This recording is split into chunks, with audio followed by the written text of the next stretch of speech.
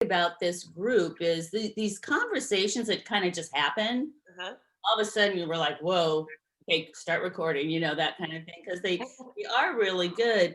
But I'm really going back to, in every session now, learning frame of mind. Yeah. I go back to that in every session. I go, oh, let me step back. And I just keep stepping back. And then we do much better, even with when there's distractions. And that's been our biggest battle, is these distractions. And when I go back to learning frame of mind, I don't know what happens, but there's just some sort of peace. And I go, we can sit here 10 minutes. I don't care. Yeah. I don't care. No, Because and it that's works. the hard part It to works. thread together for people is when you're working in real time with a horse, the truth is you are constantly balancing the three aspects of mental, emotional, physical. You're within the physical, you're constantly balancing the lateral with the horizontal, with the vertical. Mhm. You're also adding the, the complexity of all of those things in the rider versus all of those things in the horse as two unique individuals working together. And I go, it just starts to, you see the complexity of it. Right. And in real time, we can do that. We can actually assess it that quickly, but we have to get it kind of clear. In the learning is a little bit linear because we can't think of all of those things all at once. Right. But as we're looking at horse postures, rider postures, I actually just started writing the lesson again on the learning frame of mind. I thought we need to revisit that. And also thinking in terms of balance as force management is a whole conceptual shift away Mhm. from move the ribs over with your legs, use the bit to get them off the forehand or position the neck, or this manipulation of body parts. And even with biomechanics, that it still comes down to move the dorsal tips of the spine, Yeah. place the leg here, right? Resist the change in the neck or something like that. So we're still in the realm of body parts rather than allowing this unique expression of the body by just working with the forces that are being generated and organizing those forces of motion into um, stability. Right. Because even the box, the ball, the tee is a picture of forces that are well organized, which is what balance feels like. So Mhm. whether we're talking the planes of the body in 3 dimension with the point of balance as the fulcrum, or the box, the ball, the tee, or the vertical lines of force for the rider, it's like those are the forces we manage, and there's no right or wrong way to do that. That can be unique to each body, and it doesn't require perfect mechanics. Because that was always the question I had with riders, whether they're thinking in terms of traditionally like a good riding position or how to get through a maneuver, or thinking in biomechanics, manipulating the skeleton and the muscles. Right. It's like the first question that would come up is somebody would say, oh, I have this wrong with my back, or I have this hip issue, or blah, blah, blah. Can I do it? Or my horse has this issue. Can my horse do it? And I go, yeah, because even a lame horse can better organize their forces of motion. Like with Rarely, with everything wrong with her, Mhm. okay, maybe her spine is never going to be perfect. She's always going to have the stenosis, Mhm. right? But can she manage force? Absolutely. Can she better manage the forces of motion? Absolutely. That's what creates the relief to the spinal stenosis. Yeah. And then the legs can function properly. So the stiffness in the hocks or the stifles, all of that will just continue to get better as the functionality matches the force management or supports the force management, which means you don't have to do so much. And it'll be interesting. Our vet appointment is tomorrow. And I have not at all since her SI injections and since we've been working on long and low, we said, let's give it 30 days. Let's see what happens. And I have not trotted her, let's just say on purpose. My first video link I sent you, she trotted, but went into hyperextension. And for a second, she got excited. But in general, we've been not getting into hyperextension. So and not trotting. And I'm anxious to see, I keep thinking about that Jean-Luc clinic where you were riding little Hertz and you'd just been walking him. And then Jean-Luc said, okay, let's trot. Yeah. And you're like, okay, we've never trotted before, and I go, okay, so let's just see tomorrow what happens. It'll be interesting because we're doing a lameness exam, a basic one, to see. I want to see how she moves. I have not put her on a lunge line or anything. Yeah. I want to see, since all of this started after the SI injections and we started really getting into really nailing and hammering this long and low or long and level. So it'll be interesting just to see how she moves and what the doctor thinks. And I remember I cut back the carrot stretches. Yeah. I cut those out. Yes. So it'll be, yeah. And that's where the vet, the body worker, the farrier, it's like you can get such valuable feedback about how you're doing with your horse, even if you feel like you've barely made progress. Right. A lot of times the farrier will see the difference in the feet, how the horse even holds up the leg. Right. I had one client who called me because the farrier thought she had buted her horse before getting his feet trimmed, because he was always really difficult to trim on the hinds. And he just picked up his leg. He's like, I'm good. Yeah. Yeah. And then the lameness exam or your regular body worker checking in, which you don't have, but it's like, yeah, as you make changes, that can be huge feedback that you're on the right track. Right. Yeah. Right. So I'm kind of anxious, and she's still, during our ride, I don't know if I know it's in the first link, but I'm thinking maybe we want to see the second one I sent you last night. Yeah. So I pulled up both of them. I have them pulled up. Okay. On YouTube. So I first pulled up the one you just sent me last night. Yeah, we might want to. I also pulled up the one you sent me. I want to say it was around the 24th. 4th, right. Yeah. I have both of those pulled up. The first one's kind of long. Last night's was a 5-minute. I just asked Bob because we had such a good ride, and it was one of those things where I go, maybe I should do this one because I think we're on the right path here. We're not getting distracted by 1,000 different things. And it was like more, in my mind, more going well. So I thought, okay, this might be the one so Kirsten can say, okay, now work on this, this, and this, because I don't know the next step. You know what I mean? So let's look at this. Let's look at I don't know. I'm just saying. Because what I'd like to do, and Sally kind of brought up the idea in the group. I really liked her idea that she gave herself, like, she looked at her own video and then gave herself a few things she wanted to change. Right. So we'll do that with you, and then we'll go over in more detail what I might add to that. Okay. Because I know a couple things off my top of my head, and it only happened, the one I can only really see and bring to light when I see the video. When I'm writing, I don't feel it as much, but when I see the video, it'll be interesting. Okay. So which one do you want to look at first? The older one or the recent one? Let's look at the recent one. The older one had to do with a lot of distraction going on around us. So let's look at the most recent one, because I'm kind of more curious as to, I think we're like going well, and see what you think. Okay, so let's look at the 5-minute one. Okay, so let me write something. Hang on a second. Yeah.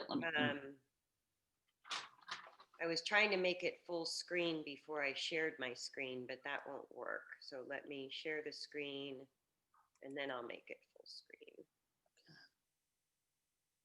Yeah.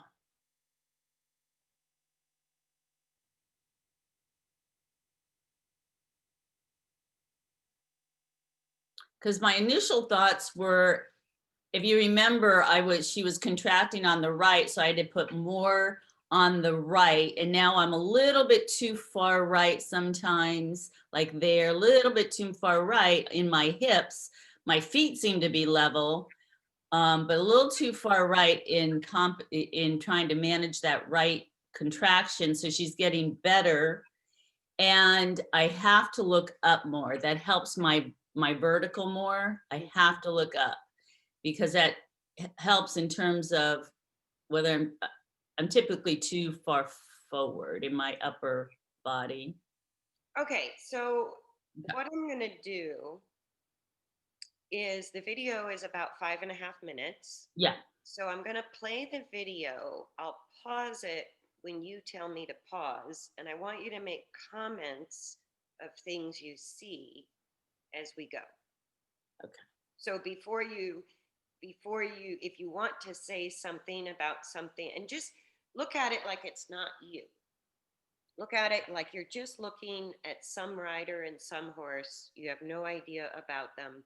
Okay. And step into observer mode. And then as I play the video, tell me when to pause if you want to make a comment on anything. Okay. So pause right here. Oh, okay. Okay. So she's actually, if I look at her straight on, she looks pretty straight in terms of her four legs, which I'm pretty happy about. She's still unstable, very much unstable. But I get kind of encouraged when I see her walking towards the camera. I'm like, well, it doesn't look so bad as much as it feels. It feels worse, because she's tossed, I'm tossed in the saddle a lot. And I look at my feet, and they tend to be level when the horse is coming at me, but my hip tends to be a little off. I think it's the hip and not the shirt. My shirt is. So anyway, that's my comment. Okay. I think I need to go now, put my weight a little bit more in my seat bone to the left now when I ride. I'm too much to the right, I think, but okay. Okay.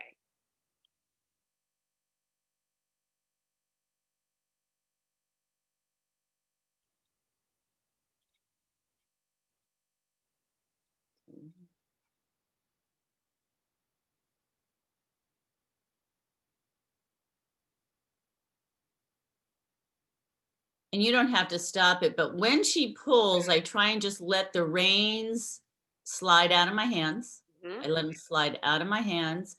So like Rich said in the meeting, he's gathering up reins a lot, letting them go. That's what I do a lot.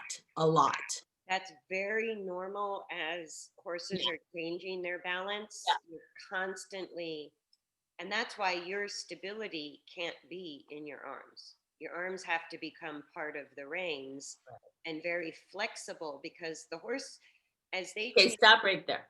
okay, as they change their balance between their four legs through the use of their back, the neck and head is kind of the equivalent to how humans use their arms. If we're balancing, we'll stick our arms out to kind of find our stability as we change. And that's what the horse's head and neck does. And so we have to allow, keep the contact, but it's right as they're struggling to really find a change in their balance and stability in a new place, that head and neck is going to move up, down, in, out a lot. And all we have to do is help them stabilize it left to right. But keeping the rein contact during that phase is pretty tricky. And you're doing a good job. And what happens is I have to in my head say, okay, I'm not really pulling. I'm trying to offer resistance on the reins, because it is, she requires a lot of resistance, but one rein at a time, not this double, I'm doing the best I can to offer resistance, because it's a lot of our steering still, but trying to do one rein at a time, which it works, and then keeping the long and lower, long and level. What she does right in this area is she falls in to the right, because we're going to the right, her shoulder pops up, and I try and resist, and then we lose steering. But what I'm trying to do in my head is, don't fight it, go in the circle to rebalance. Okay. And that's what you're about to do. I don't know if I did it here, but let's see. I did it in one of the videos a couple times. I know in my session, I do it a lot, is try to, not a lot, but try and rebalance if I can't keep, I didn't do it. So there you didn't. So just stop me if you see anything or Yeah, notice. so I'm a little bit, see my hip is to the, I'm low in the right a little, slightly, low in the right. Yeah, so the overcorrecting to the right Right, is now actually an overcorrection. Yeah. Yeah. And it's not huge, but she's always been contracted and up in the right. So that was a big. And that can create a little bit of a blind spot on your left side because it was a lot of force that lasted a long time as a pattern. And she falls in on the right. She doesn't fall out as much or in, when I'm going right, she falls in the right shoulder. So I'm also fighting that. And I go, oh, I'm too low, my weight's too far right. So when she goes long and level, she still contracts somewhat. Like she'll release, but then she contracts a little bit. Yeah, so if you really look at the neck alignment between the front legs, like especially where she was coming at you, you can see that's not a stable alignment of the cervical to the thoracic. And that's where, like there, she starts to get it, and then on the turn, she begins to lose it. So that lower C5, C6, C7 between the moving scapula is where she's still struggling with that alignment a little bit. Right. And I feel it, like we're doing so much better. I mean, we're doing so much better, but now we're just, as we get more educated through our sessions here, I just know I can feel it and I can see it. I can see when she's still, even though she's long and level, I know this, she contracts, she's still contracted. Yeah. So let's see, do I lose it? So let's see if you go, nope. Oh. So that right turn was cut off twice. Yeah. You made a right turn up at the other end of the arena, but it was farther away. We'll see if we can look at that. And it may be in oh no, it won't be in the previous video. And I had two additional. Oh, sorry, go ahead. No, I had two other videos, but I didn't include them here. I made two other 2-minute videos where I think we lost it on the turn. Let's watch the right turn. Okay. It's usually not there. It's not down on this end that we lose it, like up at the other end. Because she's pulling me towards the Mustang corner where they usually are. We lose it. It's part of her wanting to go over there. Yeah, that was not bad. I was going to say, we actually do the best down in that end, actually. But her ears are on me. You could see her ears on me. That's, Yeah, and she speeds up a little towards the gate, but that's not bad at all. That's manageable. That's not bad right there. See, these were better yesterday. And I have to look up. The moment I look down, I lose my vertical. I just lose my vertical. Yeah. So I stopped her myself there. I was really proud of myself because she's heading towards the gate. Right. And she stopped without much rain pressure at all. Right. We're working on that. And she's not really pulling hard to the gate. Like, it's nice you left it open. Right. It. That's why I wanted to show you this. It's like this, I was able to manage this really well, and it was really cold. I think you may have seen in my email, she had really caused havoc to the person bringing him out into the paddock this morning. Yeah. Now let's see if she falls in here. I don't think I caught on this video. No. So there's what you're noticing, the tipping of your body. Right. Yep. It's not horrific, but it's obvious in a video. Right. Whoops. Hang on. Let me go back. Okay, so I do have two other 2-minute videos where I might have fallen in. This is good that this is the most recent one. And you've gotten a lot more consistency with her not going into extension, keeping Yeah. active extension. Yeah. It's hard to manage. Let me tell you this, because you don't want to pull. And I just got to remember resistance, don't think pressure or pull, but resistance on one rein or the other. Right. And she's quick. Oh, Quick. It's not as much force as it used to be. The issue is now sort of gone from extreme, even through and past moderate, into what I would call, or I would say through medium into moderate.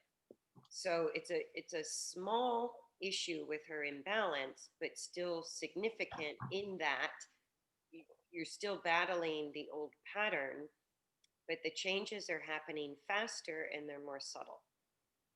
So you're getting a lot more length, like she's really decontracting her neck, really lengthening that out, but not stable enough to stay there. And the changes I see are now going left and right. They're not just a right side issue. right, right. Okay, so Oh, good. before I go through the video, if we kind of walk through like developing your own training program, give me one word or one sentence that you say watching this video is the most immediate issue that you would want to address. What's the most obvious thing that you think needs attention?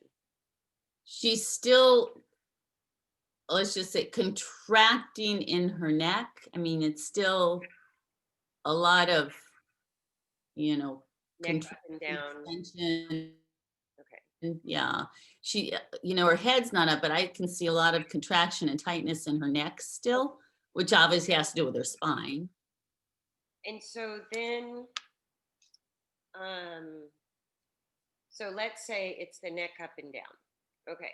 So that's the main issue that catches your attention. What does that come from?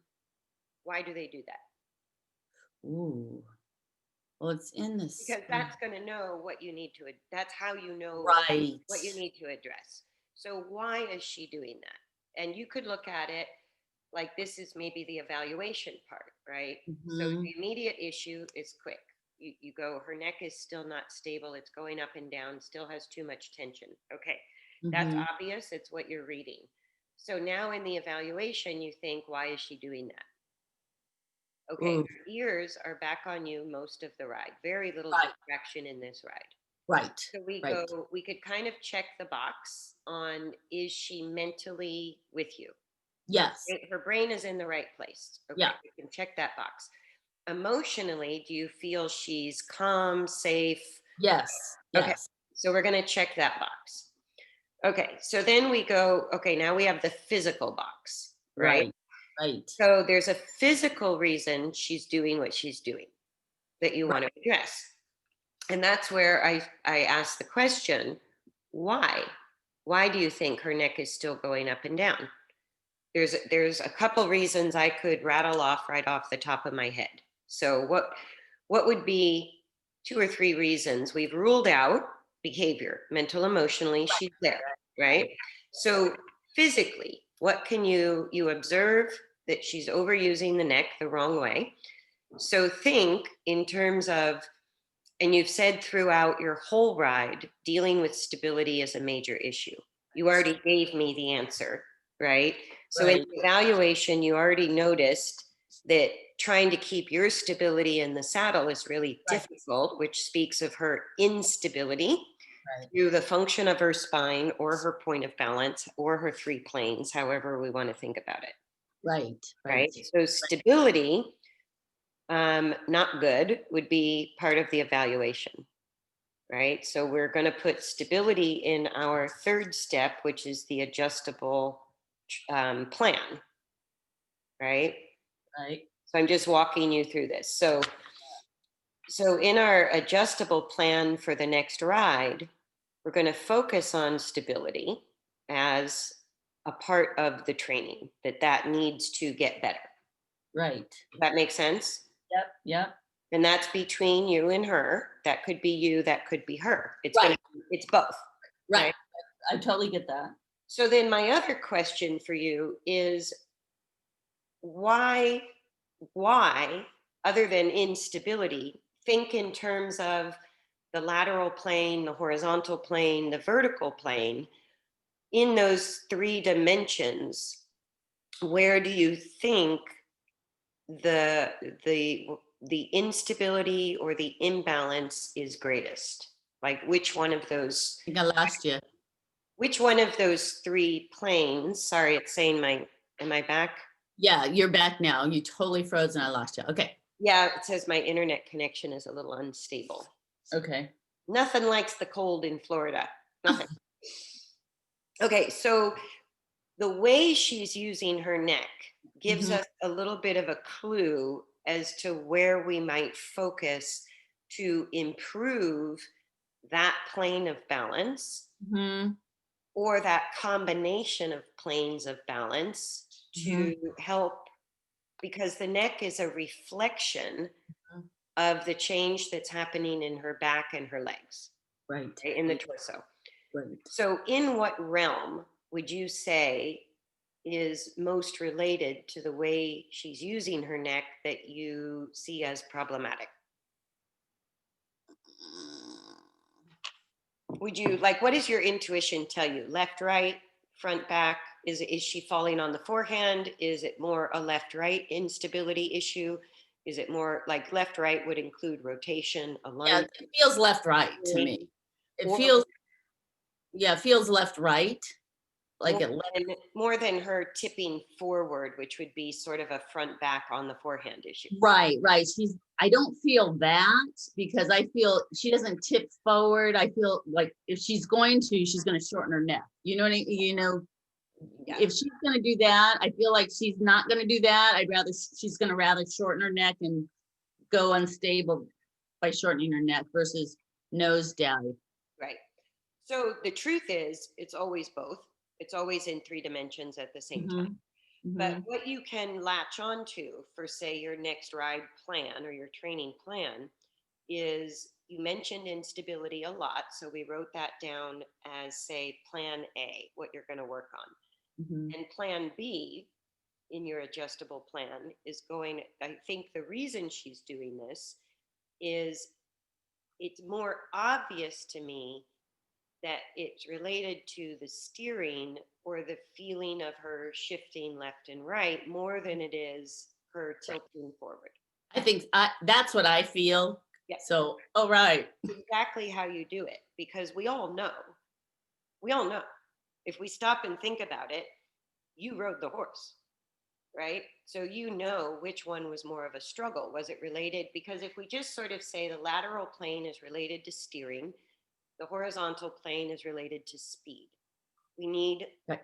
the speed and the straightness or steering to be stable in order to get the vertical force to go more upward, right? So vertical is the hardest for the horse, and where they lose their balance is going to be in the horizontal plane, lateral plane most often. Or Right. Right. the truth is, it's always a combination because one Mhm. affects the other. So when you notice, something will come to your attention regarding steering and speed. The speed wasn't that challenging, but Right. the steering was, Mhm. right? So you And go, it doesn't matter at what speed. The speed, the left right doesn't get easier at the with this, even when she shows down or goes fast. okay, Does that make sense? yes, it does. Because that's true. You always have a left right issue until you lift the back. Because Okay. if they're in extension, the left right issue is more under the saddle. It creates a lot of instability. You don't really feel the alignment of the lower cervical spine to the Yeah. thoracic because their muscles are so tight. So it's Mhm. hard to feel through your hands, but you'll feel it a lot in the saddle as that little point of pressure moving all over the place, Yeah. Yeah. right? Mhm. So, but when they're on the forehand, you also have the instability because they're not yet flexing the spine and stabilizing. They're kind of shifting shoulder to shoulder. But it's a different kind of feel. You'll feel it more in the reins and the shoulders, front end, rather than farther back under the saddle. Which she does. She But does that. they're both what we could consider straightness issues, Mm-hmm. right? Mm-hmm. They're just two different expressions of how they lose the straightness on the forehand when that's the main issue versus how they lose the straightness if they're in extension. And that's the main issue. Does that Oh, make good, sense? because I was going to say under stability. The next thing I was going to say is straightness. Yeah. And so straightness brings That's what I was stability. There's always that lateral aspect of rotation and alignment internally, or your path of travel externally. Right.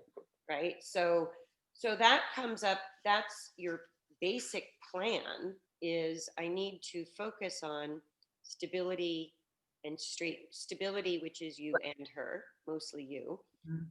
and refining, even though she's pretty straighter than you've ever had, because she's coming out of extension. She's more stable than she's been.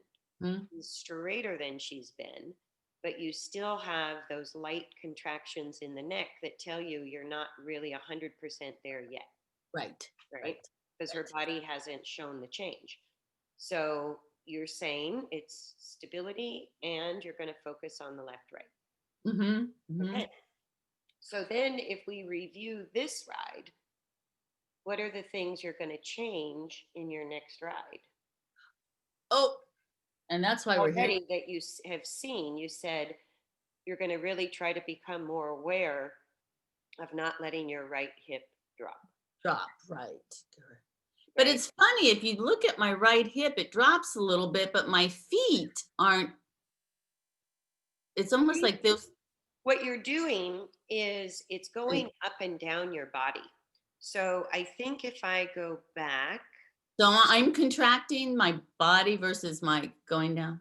No, so what I'm seeing is, let me go back and just play this because I think it was right in the beginning. I noticed something that you didn't bring up. Okay. Trying to remember where it was because we paused it right away. I think it was back there. Hang on. Go back again. Yeah, oops.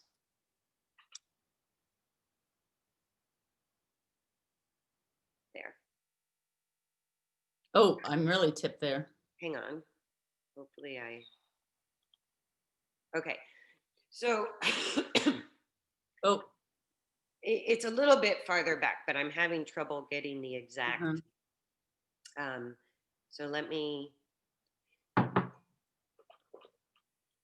Okay, so if we look at your arms, what's going on with your arms? And this is a little bit what I went over with Sally in her lesson, because we don't always notice the precision or lack of precision with our vertical center line, seat right up to the head.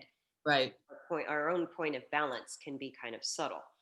But when it's not quite right, our arms and legs are going to express the instability of our center or the misalignment of our center, both with gravity and the middle of the horse.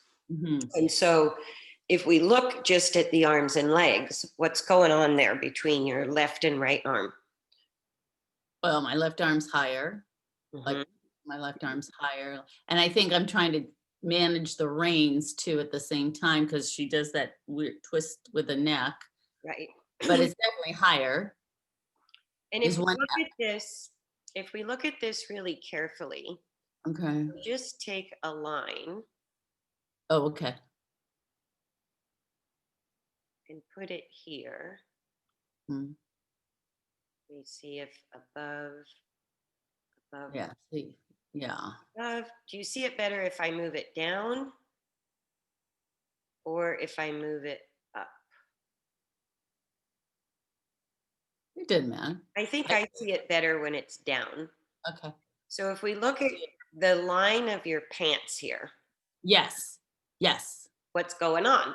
Well, I'm tipping to the right. Yes. Yeah. Yeah. Yeah. So that tip of putting too much emphasis on the right, creating this tension in your left arm. Yeah. Yeah. You see that? Yep. So then as we go through the ride, there were a couple places where your Mhm. shoulders were very unlevel. Mhm. Your feet are not getting so unlevel. Like your Mhm. feet are harder to read. Where I'm Right. seeing it show up is in your back. I'm seeing you go Yeah. behind the vertical when you struggle. You get your whole torso a little bit behind the vertical. And let me put another line in here and maybe I can also move it around. And it's kind of hard with my shoulder. My right shoulder actually goes up higher because of a physical issue I have. So I'm trying to keep mentally a note of that to try and, Right. So you know, now if we kind of put the crosshairs on it, you are making an appropriate correction with the rein because you can see from here, she's pushing her lower neck into the left shoulder. yeah, yeah, That, yeah, I see that's that. what you're correcting. But if you look at your body, you see it's pretty close. It's pretty good, right? But Mhm. this excess use of your body Uh-huh. is how you might notice that there's a small adjustment needed down here. Hmm. Does that make sense? Yeah. Like sometimes when you get close to, because self carriage and balance is a game of precision. It's a game of precision, right?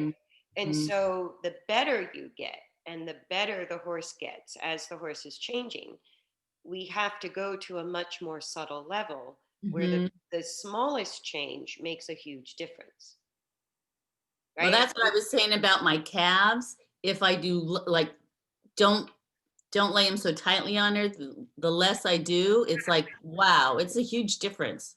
Right. It's her response is quite different. So what you might want to think of is, let's say here's your point of balance and Uh-huh. you're thinking in two dimensions, Mm-hmm. right? There's a front back, but that's really related to the vertical as well. So as I play the video, let's see if we can use those crosshairs at a couple different places. Okay. And I think the way it works is you're going to go in and the crosshairs stay the same. You're going to go in and out of it. So when I pause it, we'll move those. Whoops. It really, when I make that left turn, oh, we're going straight towards the gate. Okay. Hang on. There was a side view I wanted to catch. Mm-hmm. Yeah. So that's not bad. You actually lean forward into that a little bit, Yeah, right? that's my kind of my habit is I lean the upper body a little bit forward. But you need to because that actually put you back on the vertical line. Oh, okay. Do you Okay. see that? Mhm. So what I see, let me play some more, is when you lose your balance a little bit towards the right, like there she is pushing up on you to the right.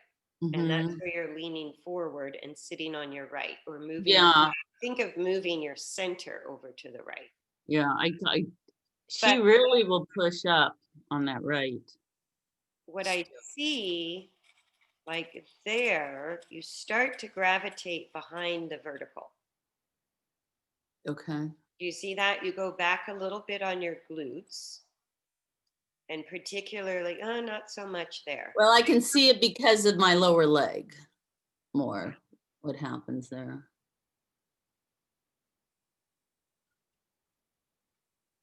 And what I notice is when you get behind the vertical, what I see is you get a little unstable and your arms tighten. So I'm looking for the right view that Okay. might show that.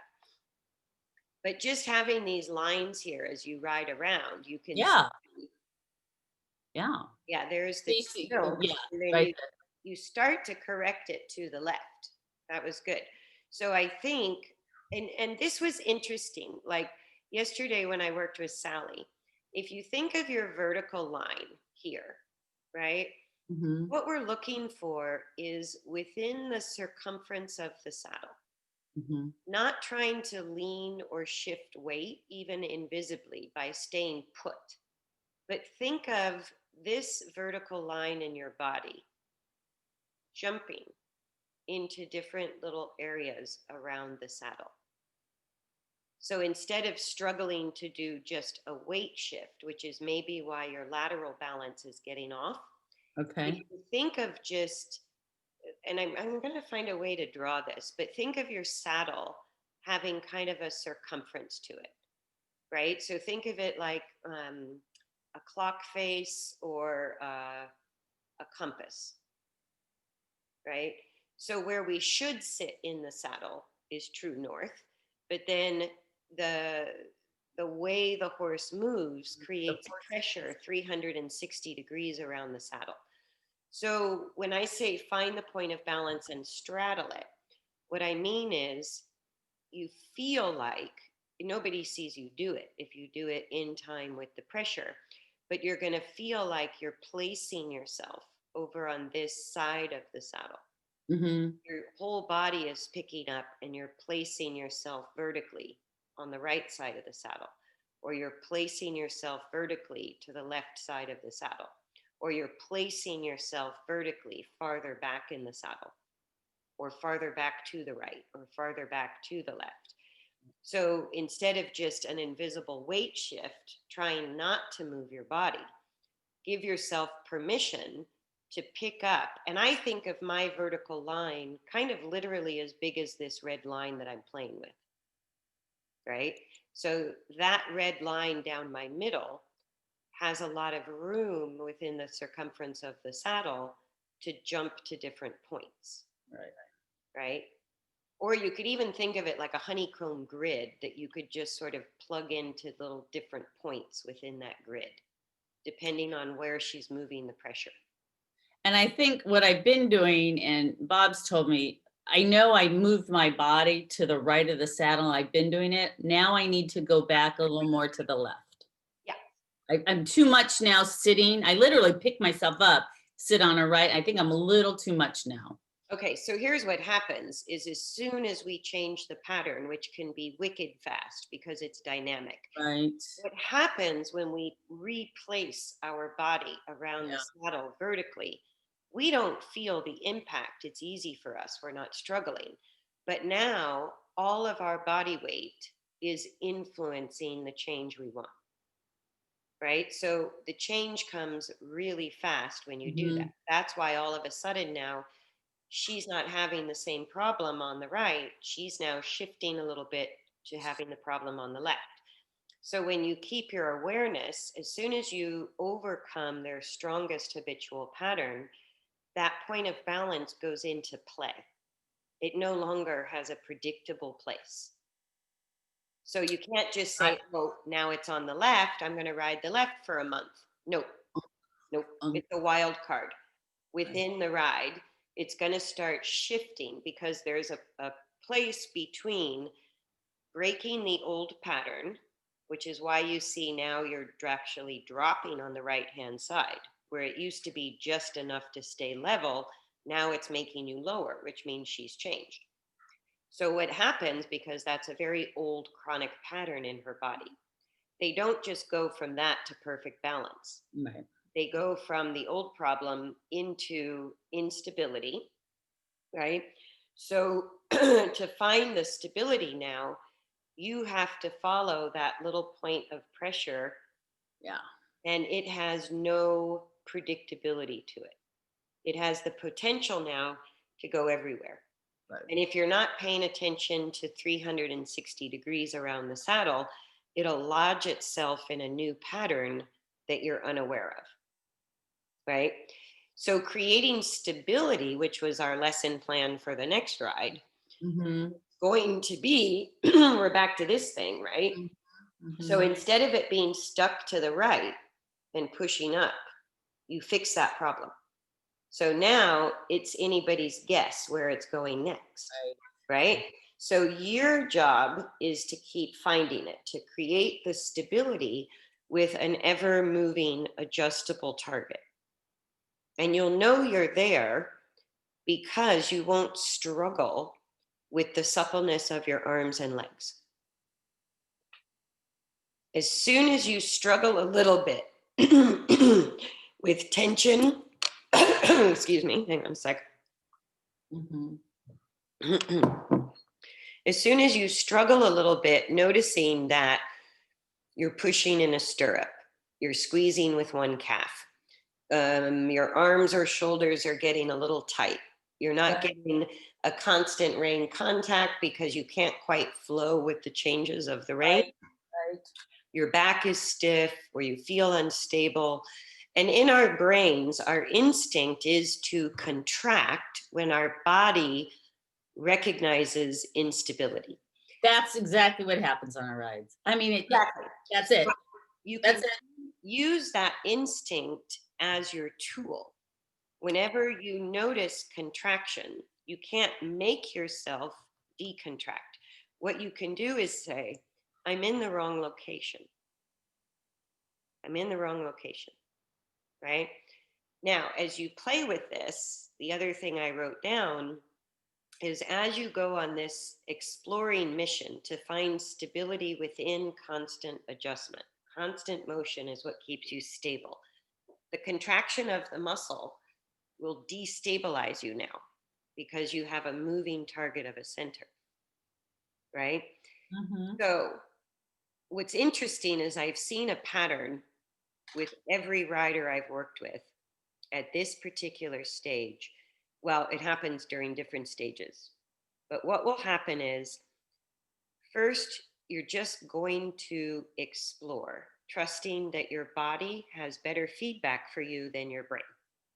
So you're going to explore putting that thin vertical line between your seat bones, right up your spine, your neck, and your head, balancing over your pelvis.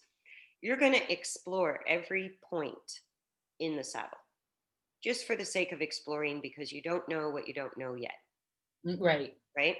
So you're going to go on a reconnaissance trip to figure out where that little point is and how to get yourself over the top of it as it becomes a quick moving target, right? So Mhm. every time you stiffen, you're going to tell yourself, give yourself permission to pick up that center line and move it faster, move it more. Whenever you feel yourself tighten in your arms or legs, that's your cue to go, oh, I need to be more mobile in my center line, exploring 360 degrees, all points of my saddle. And as you do that, you're going to notice that there's a spot where your body, and what you're looking for in your own body is not that you make your arms and legs relax. You just feel a release of tension that wasn't your choice. You didn't really think to do it. Right. You just notice it happened, right? So when you get to that spot where you suddenly sort of feel your arms and legs drop a little smidge, doesn't have to be much. And it's not going to last long because she's a particularly quick mover. So you're going to chase the feeling of where do I place my center line where my arms and legs kind of let go a little bit, Mhm. right? And when you nail it, your brain is going to tell you it can't be. Your brain is going to say, no effing way. It can't be this spot. I'm way too far back. I'm way too far to the right. I'm way too far to the left. I'm moving way too much. I'm jumping too often, right? So your brain is going to tell you this is not correct in some way, shape, or form. If it's really strong, if your body isn't telling you a stronger message than your brain, then you need to do this back and forth exercise where you sit where you think you need to be and feel how your body responds to that location. Then put your brain on hold for a minute, tell it you'll be right back, because there will be a location of your center line where your brain is happy, but you're fighting stability and tension in your limbs. Right. Okay. Then you're going to find a place where the stability and tension is better in your limbs, but your brain is going to say it can't be that spot. There's no effing way. No, this is wrong, wrong, wrong, wrong, wrong. Mhm. If you find you encounter that, which we all do as we're making changes, you have to go to the spot where your brain is happy and then let your body have an opinion. And then go to the spot where your body is happy and let your brain have an opinion. But you're going to jump back and forth between where your brain is happy and where your limbs let go. That's your body being happy. It's going to feel wrong. Or it could just be the amount you have to move your center line around with this horse is going to feel wrong. So then you're going to try to sit still and see what your body has to say about that. And then Mhm. you're going to try more motion and see what your body has to say about that, even though your brain is screaming it can't be. As you do that, the third phase is you're going to get confused. You're going to get really confused. You're not going to know where to be. Right. And as soon as you start to feel confused, you're coming out the other side, and your brain and your body will start to agree that either this new place in the saddle is good and fine and okay, and you like it, or the moving around a lot with her middle is okay. So that's what you can kind of expect. And if you're not going through that little internal process of your brain screaming it can't be this and then getting confused about it, then you're not changing how you ride. Does that Mhm. make sense? We get Yeah, stuck say in, that again. Say that again. Yeah. if you're not going through those kind of phases that I'm describing, Yeah. where you go, first you have to search for a new thing, then it's going to feel wrong, but it'll feel right in your body. It'll feel wrong to your brain. So you Okay. go back and forth until your brain and your body agree. And the beginning of that agreement, we all experience confusion. Right. Not quite sure what the hell we're doing or where we need to be sitting anymore. And once you feel the confusion, you start to look for what it takes on her, which could be a lot of moving your center line around, or it could just be a single new location in the saddle. It could be either one. But all of a sudden you go, that actually does feel better, Mhm. right? And what's interesting about it is I've actually had riders who didn't experience that they changed at all. And the Right. observers on the ground were like, that was a massive change in your body. So you might not even feel like you changed. But then at the next video, what it feels like and what it looks like are two different things. So Hmm. you might not even see the change you made in this. This would be the plan for working on your stability, which is also her stability. Your Right. stability needs to be in motion. It's not a sitting still muscular resistance game at this point. It's a following game. Does that make sense? Yes. Okay. So when she loses, we didn't see it in any of these videos, but when she falls in on that right, just go with her, right? Just make sure this. For now, what you Yeah. want to look for is when she falls to the right, And she falls hard. where does the little bubble of pressure go? Go. Okay. So So I gotta still find this don't try to correct it in her at first. because I tighten. I try the correction and I go everything. Right. So don't go there. Yeah.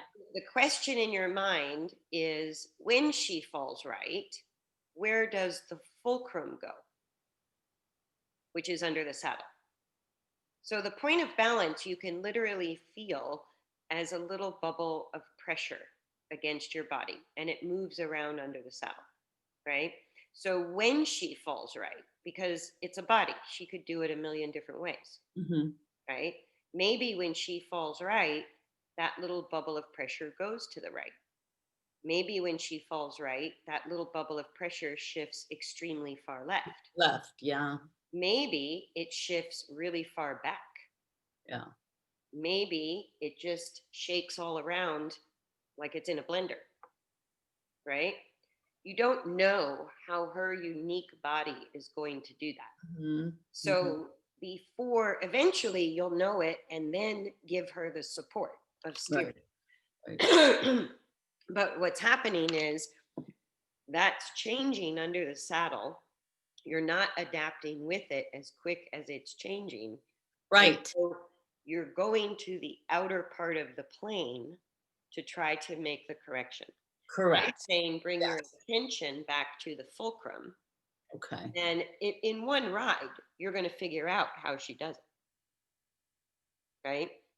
So then Okay. your leg and rein resistance has to support where you feel the middle went. But if you don't know where the middle went, number one, you're at the mercy of it. Mhm. And it's a lot of force. All the movement of the horse is coalescing into that one bubble of pressure. And that bubble of pressure has direction and magnitude. That's what makes us unstable or unseats us. Mhm. And the fact that you're struggling with that a little Mhm. bit, not as much as you used to, but you're still struggling with it a little. And as she changes her balance, that moving point of pressure that unseats us is going to reduce in force, but it's going to increase in mobility. It's going to move more, but it's going to be a more subtle force. When they're really out of balance, that little bubble of pressure has a lot of force and it doesn't move often. Hers has always moved, right? Mhm. Mhm. And it was a lot of force. So as her balance has improved, there's not as much force coming into the saddle unseating you, but it's still just as important.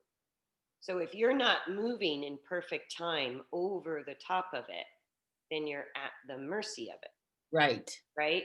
So if she pushes you off that point of pressure, which is what happens, then her body landslides out of that, and your weight, your tension and your weight in your attempt to make a correction Yes. makes it just flow faster in that avalanche that we call falling into the right, Right. right? That's what happens. Yeah. Yeah. So you got to find the root of the movement. The very beginning, the nucleus of that falling into the right is going to be a change in location and a change of force under the saddle that's very small. That's what you need to find first. And as soon as you find it, you're going to change how you use the reins and your legs and how you organize your direction. That will solve the falling into the right problem. Yes, the neck will be involved. Absolutely. Yeah. Right. And so you'll need the reins, you'll need your legs, but play with it until you absolutely know that you are over that changing point of balance, because that's the place you need to work from with your reins and your legs. Yeah, and I wonder if I, because she does it in this area. This is every time you can do circles and it still happens. So I wonder if I should just test that because it's so extreme here, as opposed to like I mentally just starting this. It's so extreme here. I want to play with it here in this. Well, and horses give us a great gift. I don't know why this is, but they always have a spot, a Yeah, location yeah, where they find their balance. And then they always have a precise location in every ride where they lose their balance the worst, right? And that's where we usually panic and lose our balance. right there, But right. if you repeat, that's just the most obvious place. She's doing it constantly in the ride, gaining and losing balance. Yes, yeah. This is But I tend to do that if I can't quite feel what I need to do as a rider. mhm, I'll go to the worst spot, or I'll work on a circle where I know I'm going to have an obvious problem. mhm, And then I'm going to have a place where the balance gets better. And mhm. I'm going to have an obvious problem. So if you work with the obvious problem, it just helps you understand what Good. you're doing, right? So don't be afraid of the bad spot. That's actually there to help you. Yeah, so I'm thinking of starting there in that bad spot, just so it's the obvious feel. Like that other end of the arena, I'm like, yeah, we get this pretty well. I know what it should feel like. It should feel like this. Yeah. Yes. So you have that feeling of when the balance comes together. Yeah. What happens is symbiotic between horse and rider. The horse loses their balance and creates instability, a loss of balance in the rider, or sometimes the rider loses their balance or has their habit and they create the instability in the horse. It's chicken and egg, it's two Right. way. Right. So I love the spots where the problem becomes obvious because then I can find the solution faster. Mhm. And they repeat it until we get it. It's not going Yeah. to go away until you change, right? Right. So they repeat the lesson until we understand how to change it dynamically. And so, Right. what I'm saying with you, and I think it will also, let me play this video again. And can you see where, when your limbs tighten, this is the only thing you didn't point out that I wanted to point out, Okay. is as I play through the video, when you see your arms and legs get a little tight, a little bit unstable, Hmm. the longer it goes on, the more you begin to gravitate behind the vertical. So there Mm. you see yourself sit back and to the right. Yeah, I see this. So then your middle becomes unstable. There Mhm. you just corrected yourself and sat forward. Mhm. There you lean back a little. Right there. Right Yeah, there. Yeah. right. Right there. It's not a huge behind the vertical, but it's enough that it's destabilizing your center.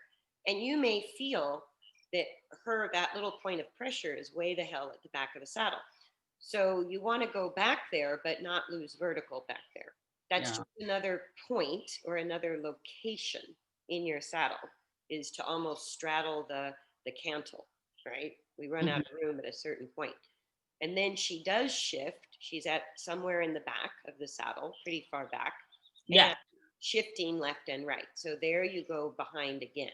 You see that? Your Yep. leg Yeah. Yeah. Yeah. and that going behind you didn't mention, but it's related to the loss of balance laterally. When we become unstable left to right, we also tend to get ahead or behind. Sure. Sure. That makes sense. It's just what we do, Yeah.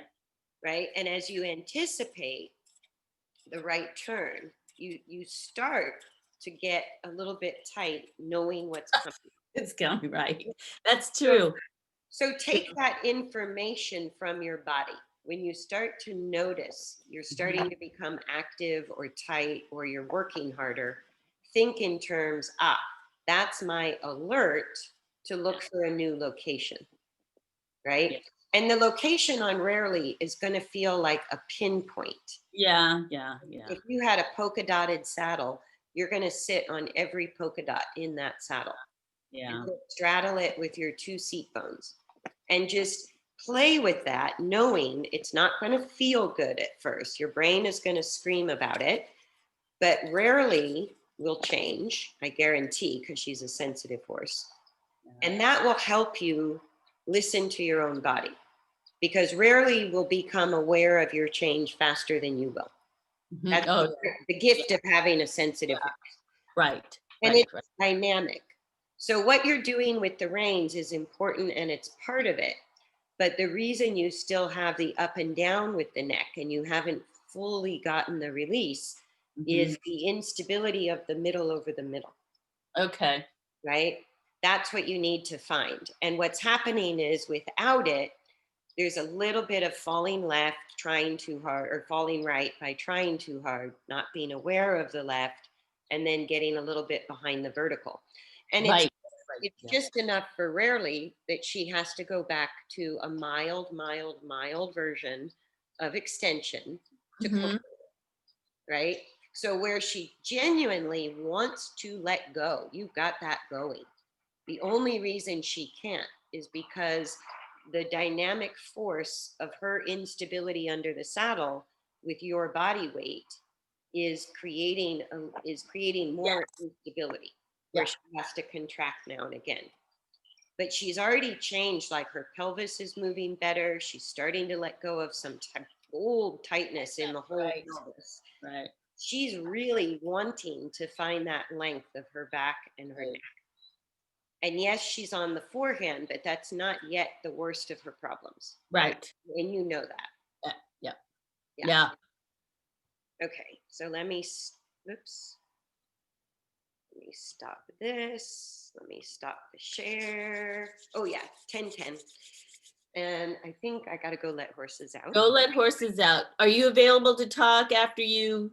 Yeah, let me stop the recording it, yeah. here because I think, well, before I stop the recording, tell me one insight from this lesson. Oh, Just one. right.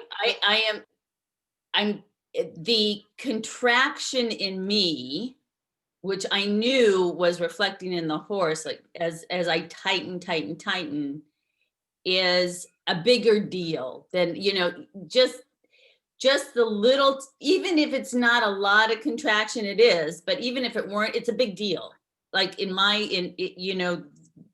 as much as I thought, oh, I'm doing much better, it's still got a ways to go. So there's always stuff to work on. But my contraction in my body, I've got to be more aware of that. What does that mean? Just like we talked about, my instability, that creates instability in me, and my instability.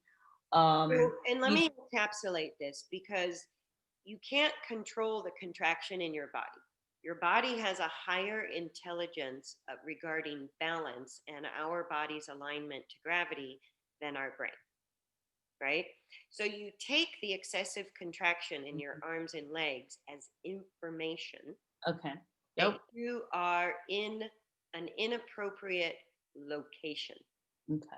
Change the location of your vertical center line until your limbs or your muscles give you the feedback that you are there. That's Okay. how we listen to our own body's intelligence. The body recognizes our true balance over gravity, but our brain normalizes anything. The brain's very powerful. Got it. Oh, that's pretty. Right? So you have to not necessarily, you're not bypassing the brain. You're asking for that intelligence, the proprioception that's in every muscle of our body, to give your brain more information about a better relationship with gravity than what has been normal. Right. Okay. Right? There you go. There you go. Oh, that's a lot. Okay, we'll leave it there. That's a lot to think about. It is. I'm going to stop the recording and then Okay. we will let the horses out and catch up with you in a bit. Okay. Okay. Okay. Call me whenever.